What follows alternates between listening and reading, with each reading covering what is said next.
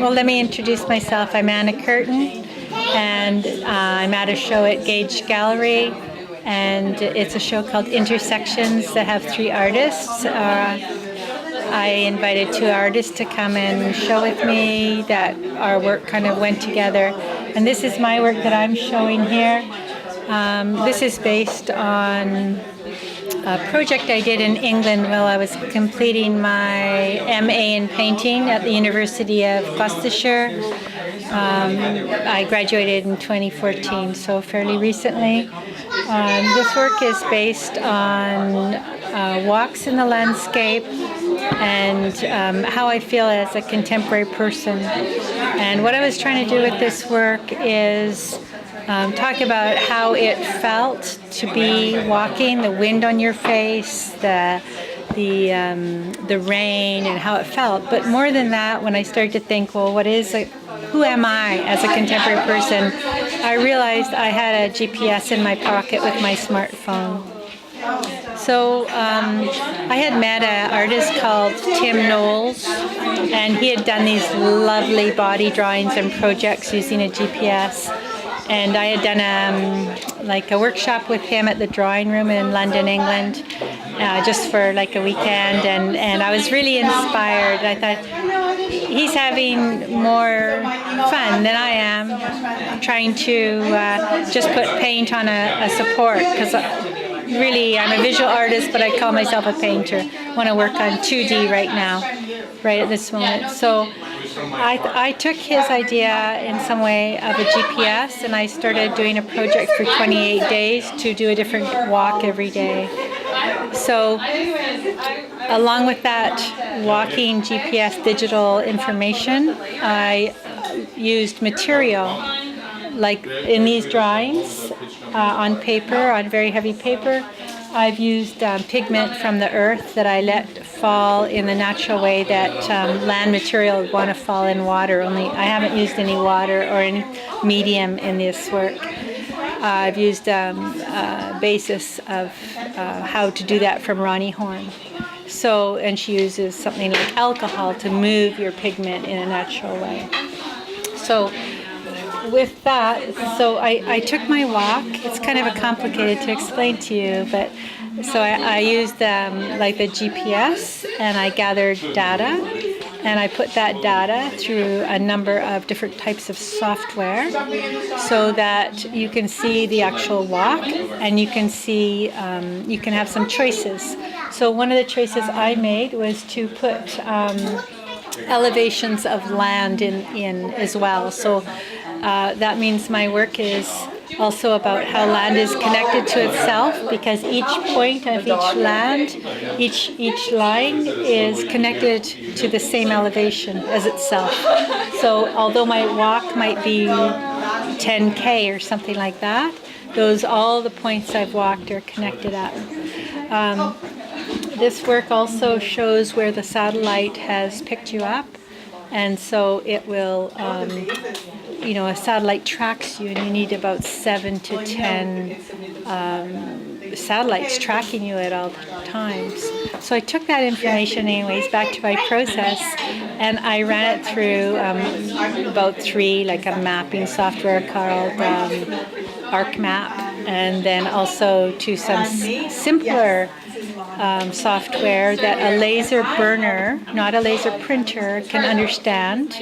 And then I put my materials, my gestures, my pigments on paper or board, and I have put them into the laser burner and burnt that material, burnt my walks and the information I chose, like satellite information and elevation information, onto my supports.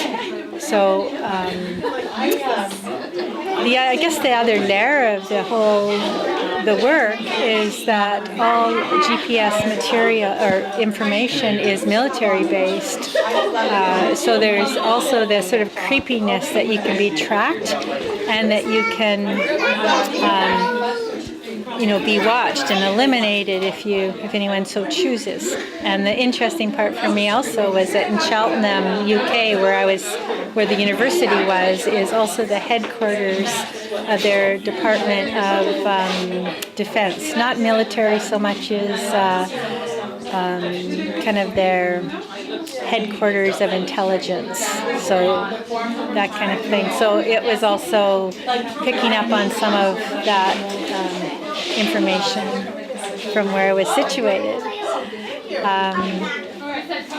What else can I say about that? So I've burnt it with the laser machine. I've used sometimes wax, sometimes pigment, sometimes acrylic, or sometimes oil paints. And I go back and forth between those things until I get the results I want. And one of the interesting parts is that when you stand outside yourself and look back at the support of where you've actually walked. So I'm looking at my painting now or my drawing, and I see where I walked. It's a really funny feeling to see how land or an experience can be depicted in a very abstract way. So I get a new understanding of who I am on the earth right now as a contemporary person, and how also that thing can turn into an object. You can look at the 2D depiction of the work, and it becomes almost something that's flying or something that's different, something that's there. So my next project might be, turning it into 3D material. I can easily see this work becoming 3D at another date. So I don't know. The work's been really exciting, and I've learned a lot about myself and about the seduction of technology. How we're all looking at our screens, and this work is also about body drawing. I am drawing with my body by walking on the earth,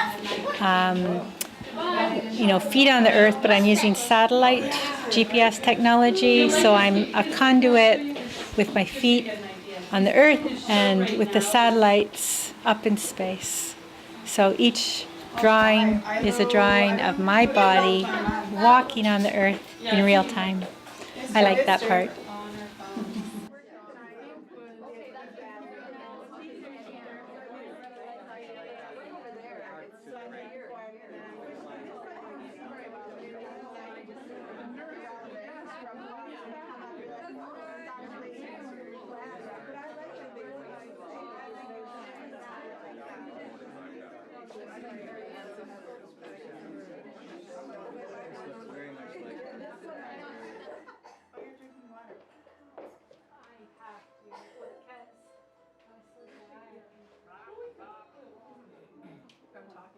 I've made this work for this show. It's actually one component of a larger project that I'm working on.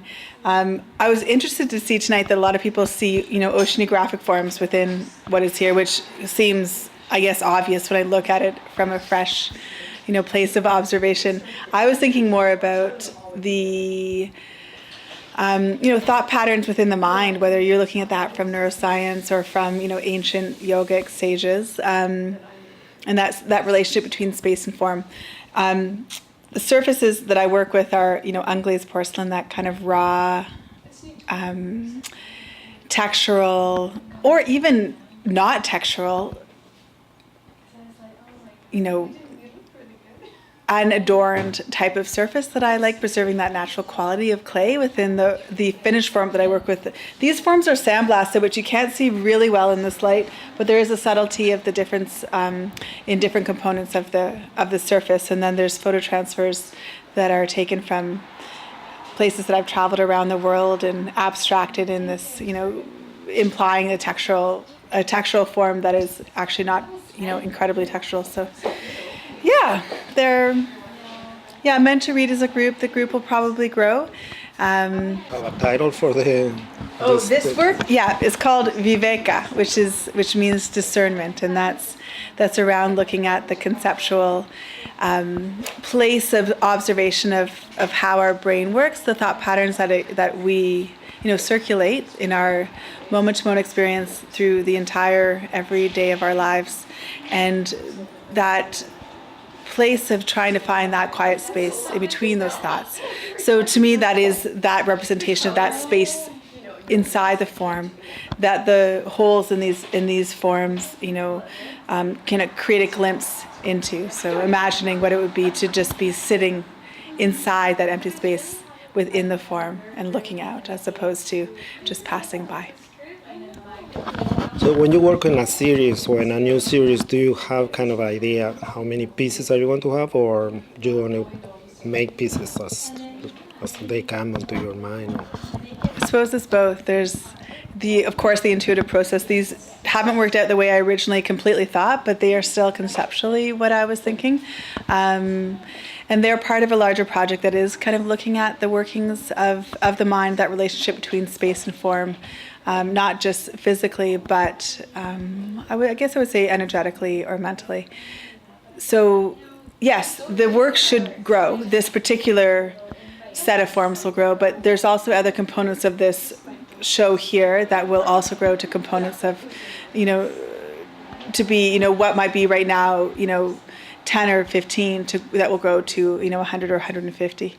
And will be part of a larger show, public gallery show, that will also use sound within the visual form.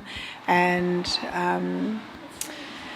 I work in multi-component large-scale sculpture, but also individual large-scale sculpture. So this is the beginning of what will be a year-long larger project. My last question is about the photographs that you use.